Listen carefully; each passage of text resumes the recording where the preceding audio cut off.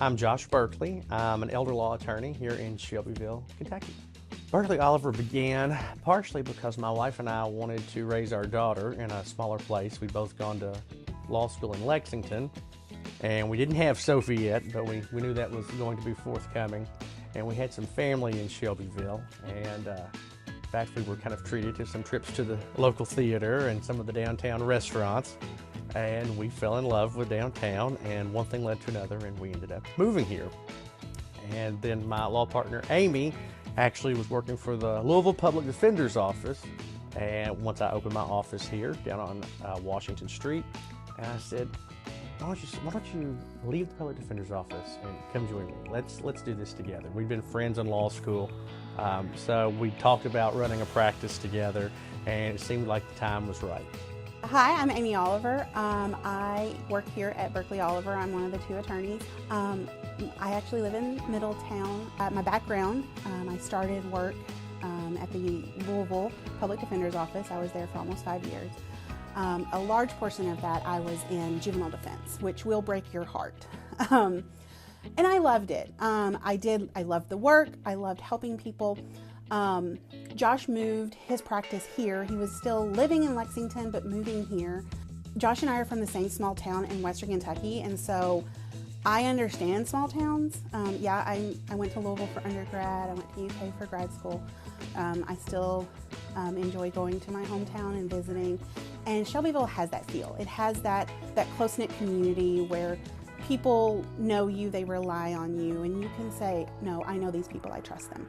So it just worked out that we started in March of 2017. We've been here ever since. We love it here. It's a great community, and I really love being able to help people.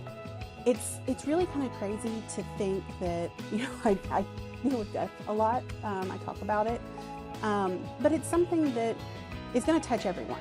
We're all going to be subject to it at some point in time, and just being able to set people up with that peace of mind of taking care of their children, their family, their home. If they have a farm and they want to leave it to their family, they can set that up. I just really like it. I like being able to work with those and really see those families grow. And yeah, death is hard and it's heartbreaking, but we all go through it. And if I can help ease some of that pain, I like being able to do that. People will come to us and they'll say, well, I don't really think I need a will done anyway. If I die, my spouse gets everything. That is usually not so in Kentucky.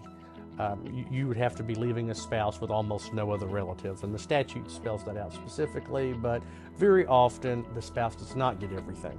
We've seen situations where someone passes away, and instead of the spouse getting everything, they end up owning half of the deceased spouse's property, and the other half goes to minor children, and that really creates an issue.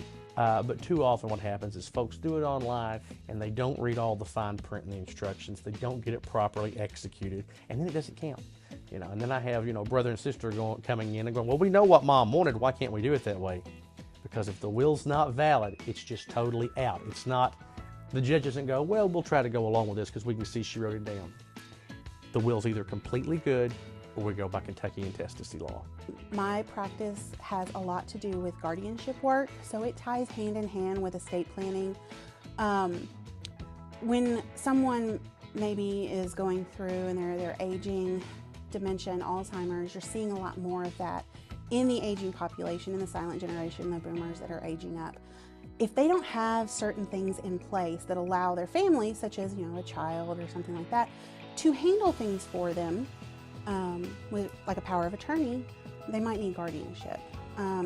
It's something that we can avoid through our estate planning practice, but when it's not avoided, then I can come in and help. And we help by filing guardianship work with the local courts, taking them through all of the doctor's reports and the trial and things like that. So under elder law, that encompasses a lot of different things. We do everything from estate and trust, both the planning aspect and the administration of trust, and probate, which is kind of the backside of estates when someone passes away. We work with executors and administrators and family members to help kind of go through that process to get all the property transferred into the heirs' names.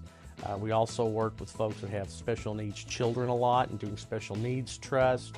And we do very basic wills and powers of attorney and healthcare surrogate designations, things we would refer to as a very basic estate plan.